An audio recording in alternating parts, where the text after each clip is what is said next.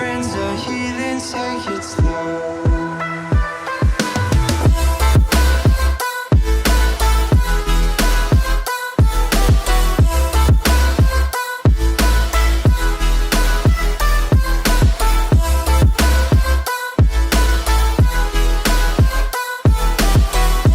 What is going on, everyone? How are you guys doing?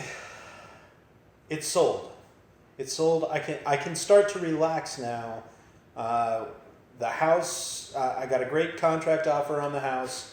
Obviously, I don't plan on going over the exact number, but it's a good offer. I'm happy about it.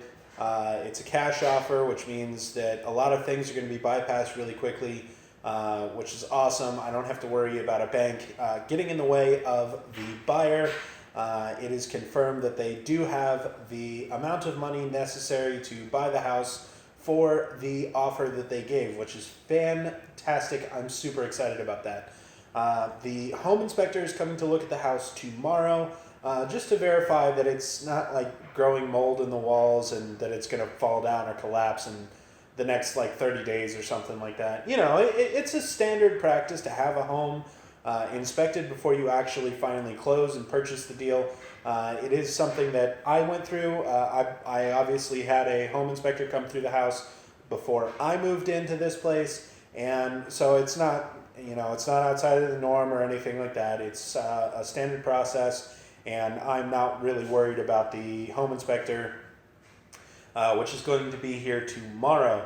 After the home inspection process is done, the buyer has 2 days, and I'm not sure if this is 2 days as in they have, today is Wednesday, tomorrow is Thursday, so I'm not sure if 2 days is Friday and Saturday and they have to make a decision before the contract becomes binding on Saturday, or if they have until Monday, which is the following business day, to make that contract binding. I'm going to assume that it's Monday because it's the longer of the two periods, and that's just what it is. And once the home inspection is actually done, there is a possibility that the closing could happen much sooner. However, the official closing date by contract right now is the 26th of June. So by the 26th of June, I will no longer be residing at my current address. I am super excited about that, not because I'm trying to leave the house, but because the sooner that this deal closes, the sooner I get paid for the house, and the sooner I can start applying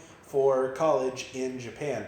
So that is all a really big deal for me. I'm super excited about that, and it's just one step at a time, one little piece of the puzzle that has to go into place, but things are certainly falling into place, and that is making me really happy right now. So a lot of work went into the house getting to this level. My friend Marshall came over and certainly helped me out a lot. The new floor in the bathroom had to be put in, and Marshall took over on that, made it look fantastic. New baseboard in the living room, some new trim boards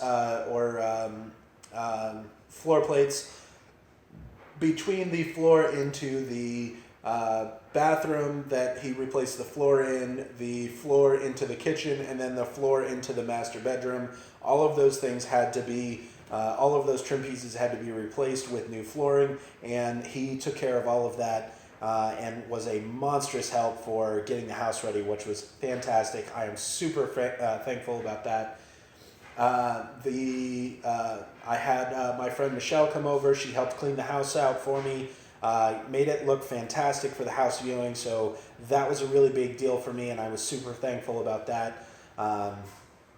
Also, she bought the desk in my office, so that's one more thing I don't have to worry about selling later. She's already purchased it, so it is good to go. The riding lawnmower that I had and a hose reel got purchased by a neighbor. There's, more things going out, more money coming in. That's a good thing. Because I've been so focused on getting this house ready, I have not been working for a good solid month now. So no money coming in from work. I've had to live off of what I've had saved and my last paycheck, blah, blah, blah, selling the Accord, things like that. So the entertainment system in the living room is sold. It's not been fully paid for, but it is mostly paid for. which is a good thing. That was important because obviously I can't bring a 65-inch TV with me to Japan. That would be a little bit ridiculous, and it would cost more than buying a new TV in Japan, which I don't really think I need a 65-inch TV while I'm away at college. I might decide otherwise and get something while I'm there, but I don't foresee that happening, at least in the meantime. It seems like a really silly purchase on my side, so going back to just the computer monitors that I have a tri-monitor set up in the office right now, and I will probably be going back to that. That's another thing, though. I don't know where the cost benefit is for that. Should I buy more monitors when I'm in Japan? Should I try to take those monitors with me? Should I have them shipped out at a later date? I don't know. These are things that I don't have answers for yet at this time. But the monitors are things that I'm not going to get a whole lot of money for anyway, so I don't have a super big pressing demand to go ahead and sell those right now. So that's not that big of a deal. I still do have my bed. Obviously, this couch, which is part of a 3-piece set for the living room, is still here, and then pretty much everything else is going to be donated to Goodwill or possibly thrown away. I have one cabinet. I have one cabinet in the living room that will probably be donated, but I do have a bookcase that'll probably be burned. So things going up and down in there as far as what's going to be going on in the next few steps for the house. But on the positive side, the house did sell. Home inspection again tomorrow, and I should have a final answer on Monday as to what needs to happen with the house. A few more bills to be paid. Obviously, one more mortgage payment, but no big deal there. It is. We are at the end times as far as this house is concerned, which is very, very good because I am very quickly running out of money. So being out of work for an entire month and actually raising my monthly expenditures is kind of contradictive of trying to survive. So not having any income and then almost doubling my monthly expenditures has been very, very crazy.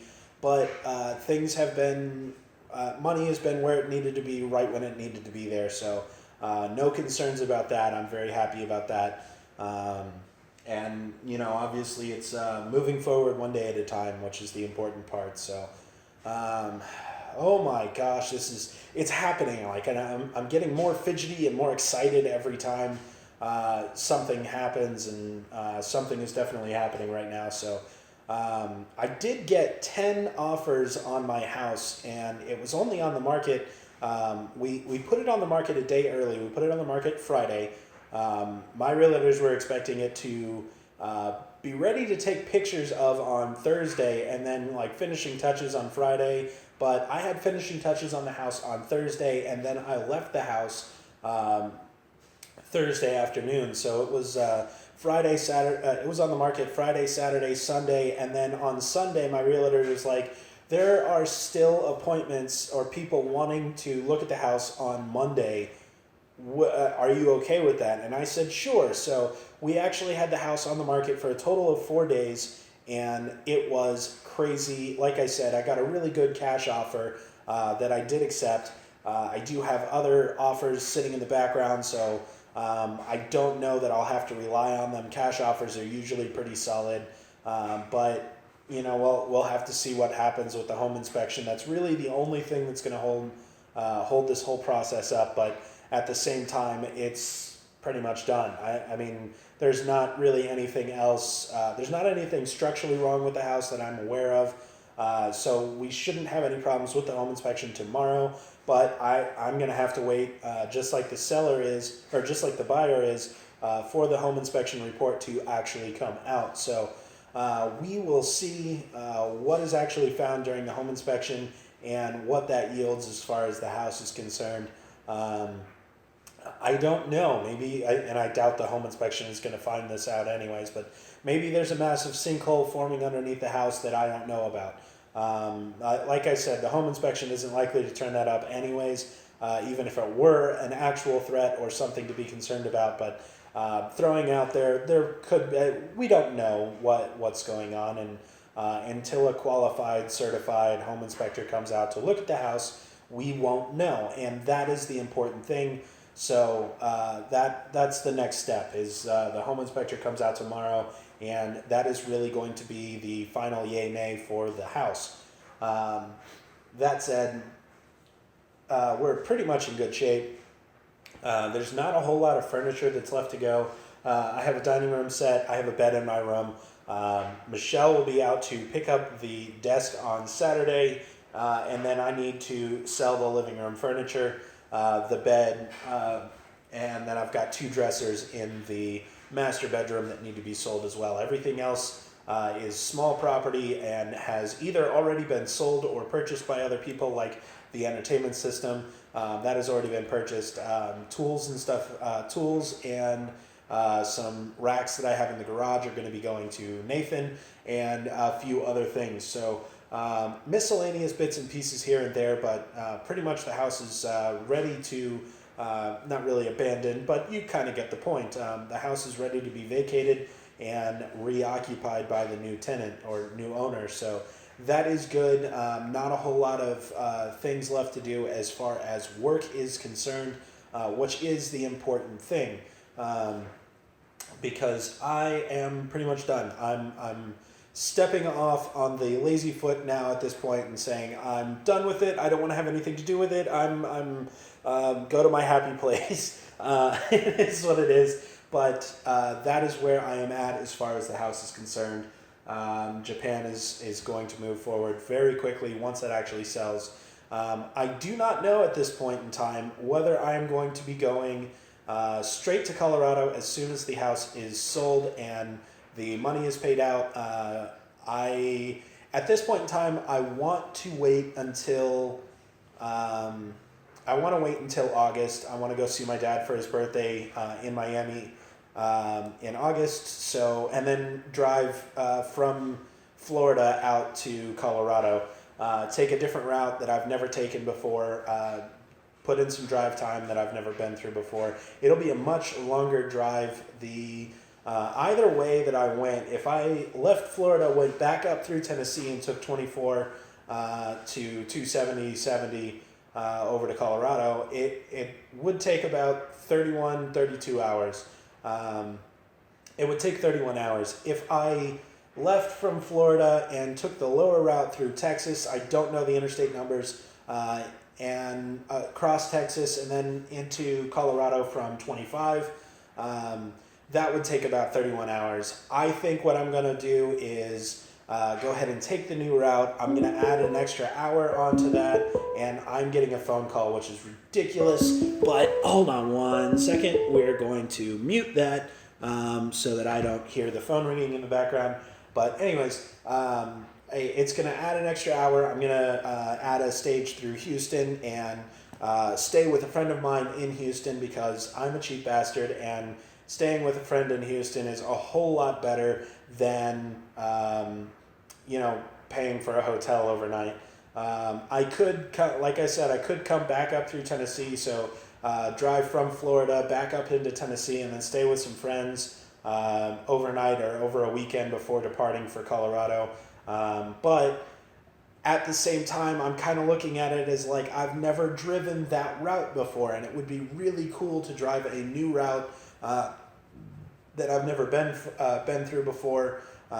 Looks like Florida, Mississippi, Louisiana, Texas, New Mexico, and then north from New Mexico north into Colorado. So I'm sure I'm forgetting some things, so forgive me. I'm not looking at a map right now. So, but that is what's up in the air, and that's what's going on right now.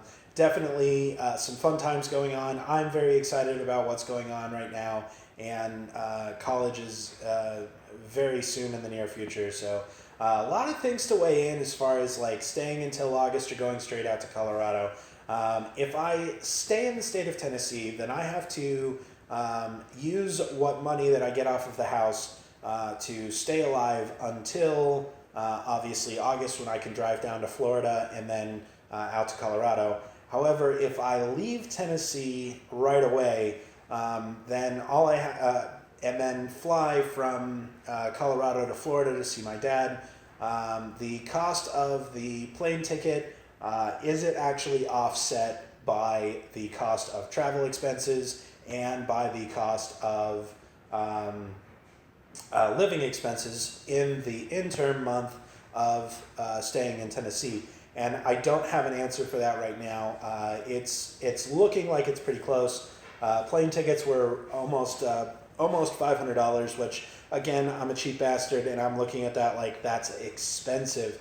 If I drive from Colorado to Miami and then from Miami through the lower route through Texas, like I had said earlier, it would cost me around $390 in fuel. That is if I had a 13-gallon tank, could only drive 300 miles on that 13-gallon tank, and fuel was $3 a gallon.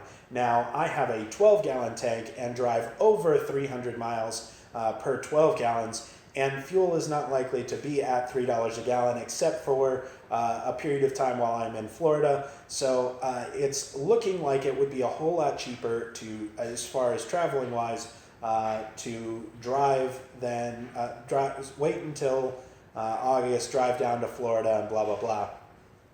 So it's only adding an extension of about 1 month onto my time to stay here, but I've got to look at how much food is going to cost for that 1 month of staying in Tennessee, which I know that I can shop on a budget. Can I shop on a budget for an entire month and survive off of what I don't know, around $200?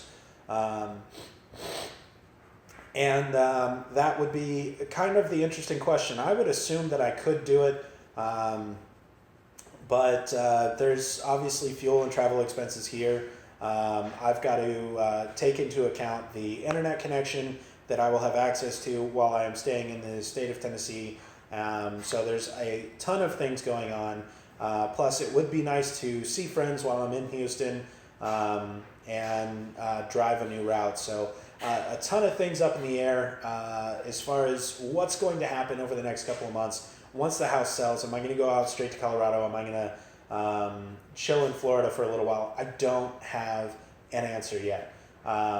But that is what's going on. Those are the questions that are in my head right now, and I don't know what is going to happen with that just yet. So I will keep you guys posted. Obviously, that's kind of my job as this channel's owner or creator or whatever you want to say. That is my objective, is to keep you guys posted on what's coming, when I'm going to be in Japan, and what kind of school and stuff like that. So that's what you guys are really interested in. I just happened to throw in some other cool stuff. Like Flight Simulator X, for some reason that has been really popular, and I didn't actually expect it. I wanted to get on Flight Simulator X because I thought it was really fun, and I wanted to get a chance to play around in it, and it has certainly been really entertaining, and I am looking forward to that. But to getting to know the system a little bit better, I need to switch planes. I think I'm going to go down to a 737 instead of the 747-400 that I've been playing in. I think I might be going down to a 737 here soon, and just see where things go from there. A lot of things I need to learn in Flight Simulator X, and I just don't have answers for yet. So things are moving. Last night I found out that because I filed my flight plan wrong, and then I asked for an altitude increase. They changed the vectoring so that I was supposed to go out into the Gulf of Mexico and then come in from the west to east into Miami, and I just was so unhappy with that route. And it was late, and I ended up falling asleep while live streaming. So talk about slightly disturbing and mildly irritating, definitely for viewers as well as myself, to fall asleep during a live stream, which unfortunately that's what FSX is. Sometimes there is a long period of waiting if you are trying to do legitimate flights. So it kind of got to the point where I was like, well, now I just sit here and wait. and wait some more, and then I ended up falling asleep, and that is pretty bad. So not going to be doing any more late night flight sims, but there are definitely going to be some more flight sims to come in the near future, even after I move. I may end up being on smaller screens, but I will most likely end up being on multiple screens again, so I will be able to have my designated screen for all of my accessory equipment. So that is kind of important to me, at least, and going forward, hopefully it'll be a little bit easier in the long run. But that is about it. This is kind of getting a little long, and there's not much more information that I can really give you at this time, so I will see you guys all later, and thank you if this is your first time stopping by. Just a reminder, the Big Scary Guy is going to Japan, so if there are cool things that you would like to find out about in Japan, then please like and subscribe.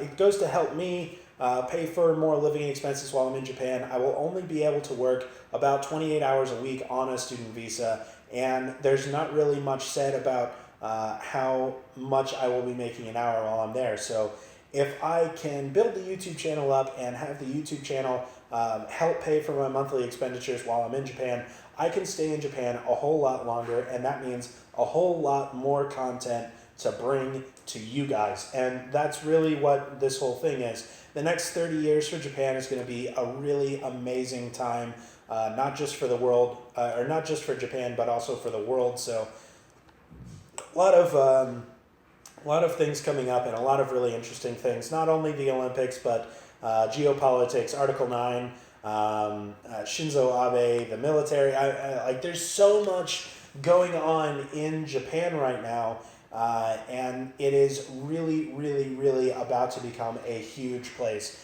And I keep talking to people about this, and nobody believes me.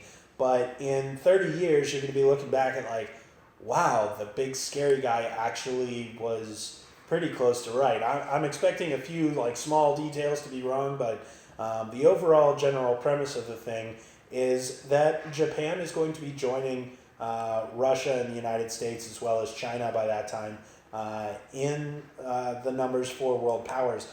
We could also be seeing India in there, and although Pakistan is showing signs for trying to strive for that, I think Pakistan is going to be kind of like the UK. They're not really a world power, but they're really prominent and have an effect on things. So, I mean, we'll see. I mean, the whole world is changing, and things happen so fast. But anyways, I am killing this video right now. I'm putting the kibosh on it. Please like and subscribe to the channel, and I promise you guys, when I actually get out to Japan, I'm going to be taking you guys all over the place, because that is a really awesome place to be. I have friends in Japan right now, and they are all over it, telling me all the stuff that I need to do for you guys on the channel, and I am definitely going to bring that to you guys. So I will see you guys later, and have a nice day. Bye. Please don't